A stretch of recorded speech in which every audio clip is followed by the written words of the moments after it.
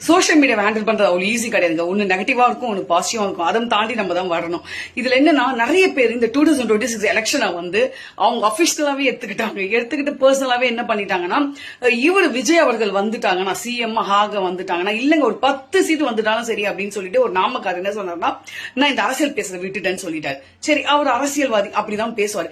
ரெண்டாவது வந்து என்னன்னா, ஒரு 2 பேரும் உட்காந்துட்டு பண்ணா அவங்க பழப்பு கோசம் பேசாது. சரி, அவங்களையும் விடுங்க, இன்னைக்கு இப்படி பேசலாம், நாளைக்கு அப்படி பேசலாம்.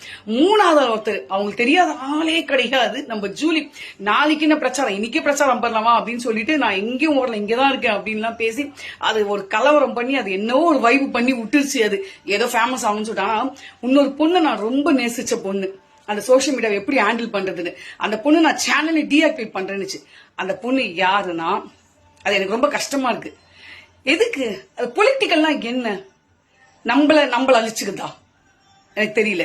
நெக்ஸ்ட் அதுவும் அந்த தங்கச்சி என்ன சொன்னாங்கன்னா, சிஎம்மா நம்ம இளைய தளபதி அவர்கள் வந்தாருன்னா கண்டிப்பா என்னுடைய சேனல் டீஆக்டிவேட் பண்ணிடுறேன் அப்படின்னு சொன்னாங்க. அது யாருன்னு நான் நெக்ஸ்ட்ல சொல்றேன்.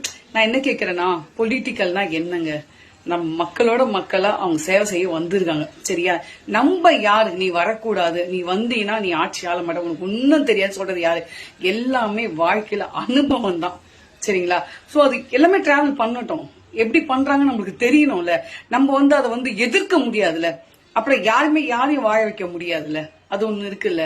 சோ அதை வந்து நம்ம எல்லாருமே சரி பாப்போம், இவங்க என்ன பண்றாங்கன்னு பாப்போம் அப்படின்ற ஒரு மனநிலைக்கு நம்ம வரணும். இவங்கதான் பண்ணணும் அப்படின்னுட்டாங்கன்னா அது இன்னும் வேற மாதிரி போகும். இப்ப அப்படிதான் போயிருக்கு, நீங்க பண்ணி